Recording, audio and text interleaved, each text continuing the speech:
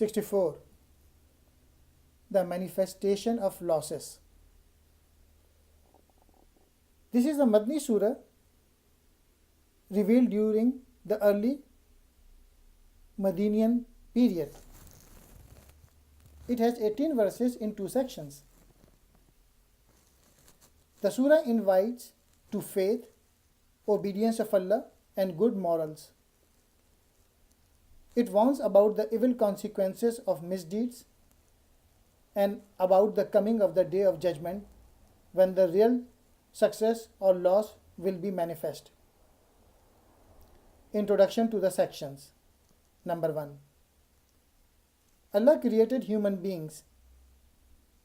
Some among them are believers and some non-believers. He knows everything. He sent His prophets to warn and remind. Remember the day of judgment. Number 2. Believe in Allah. Purify your motives and be generous in giving for the cause of Allah.